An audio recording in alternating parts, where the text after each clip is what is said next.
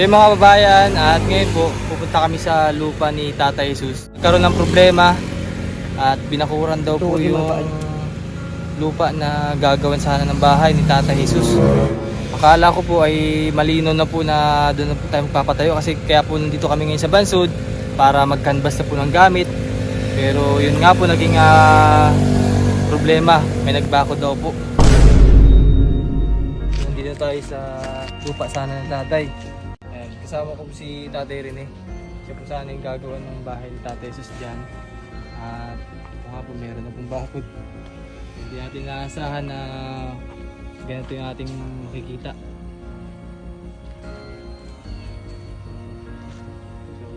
Magkakanbas po sana kami para masimulan na po bukas. Cancel muna, may ayusin muna sa lupa ni Tatay Jesus.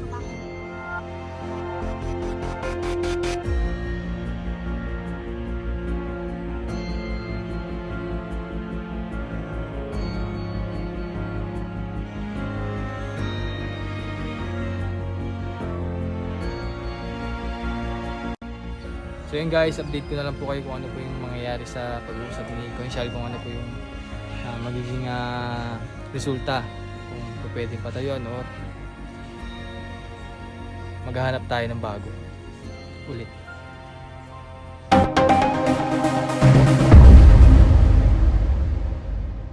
Sana po daw sana itong mamimili ng materials. Basta po sana kami ng gamit. Pero hindi lahat yung lahat ng item, pwedeng hatiin lang siguro. Ate na po. Doon siya, yung di mo kay paring Andong, yung malinis at yung lupa lang na malinis. Oo. Pwede na daw po. O di, siguro pupuntahan ko lang mamaya kung hindi bukas ng umaga. Pero lalabas din naman ako mamaya-maya. Titignan ko rin doon sa kanila. Ngayon po ang magiging pa natin ay bukas pa magkakaalaman. Sa umaga malalaman ninyo.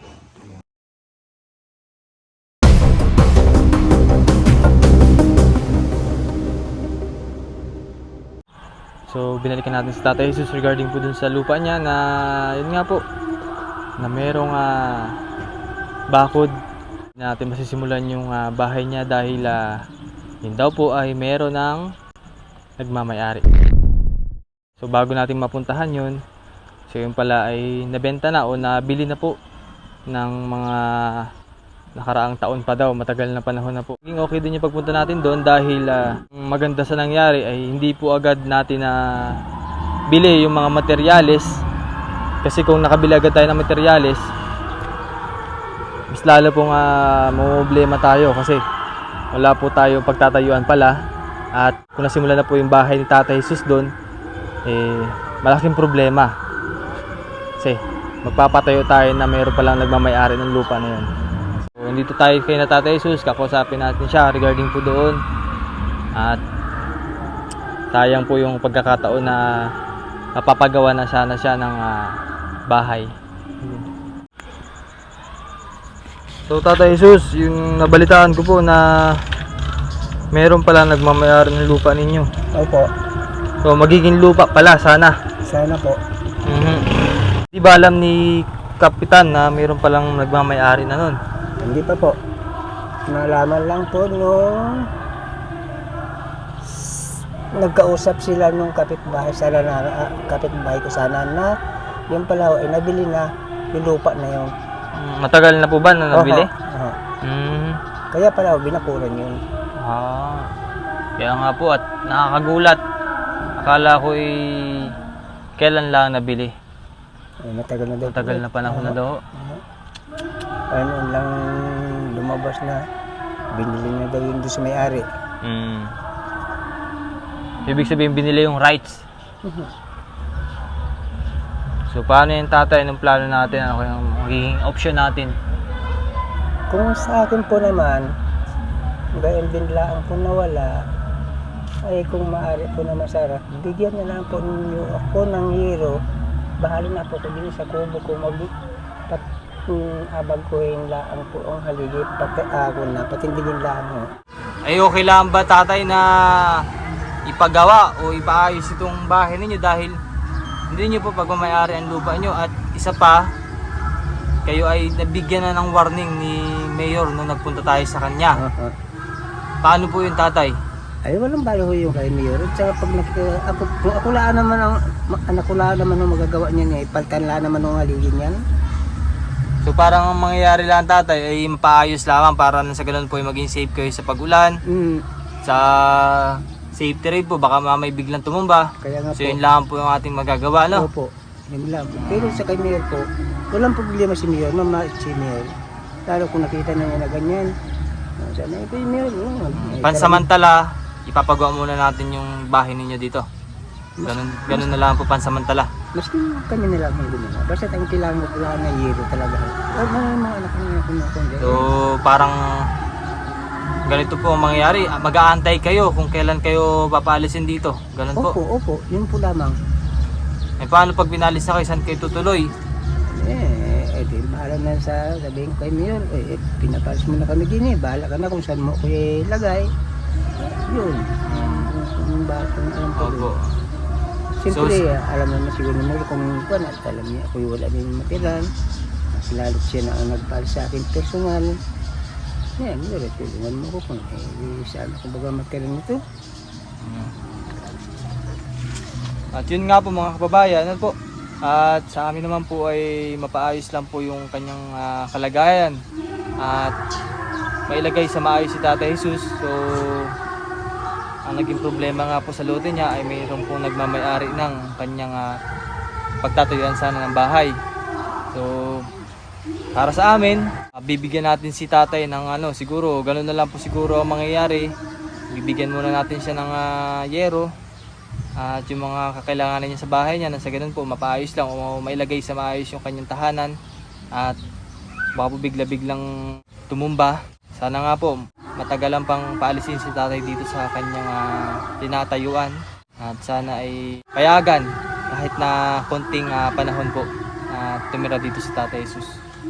So tatay, kung yan po yung inyong plano, decision, siguro doon na lang tayo mag-i-stick doon lang tayo mag-focus para maayos natin yung inyong tahanan. Kasi po ito pag ito pinalis, pinalis natin. Oo.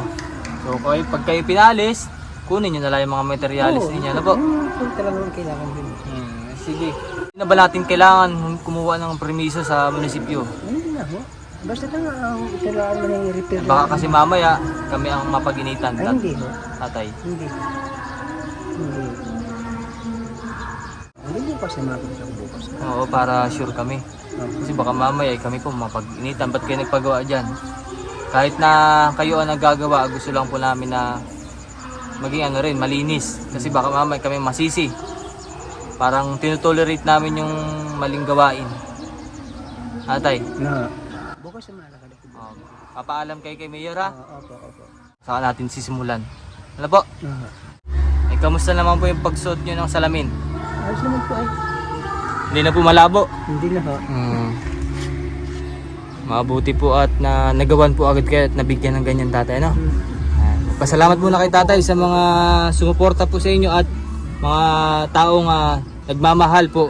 Ako po ay nagpapasalamat sa kanila na kahit po hindi nakuha ng aking tahanan, ako nagpapasalamat pa rin sa kanila at ako ay kanilang tinutulungan at saka sana po kanila pong ipagpatuloy ang kanilang pagtulong sa kapwa kong gaya pong mahihirap.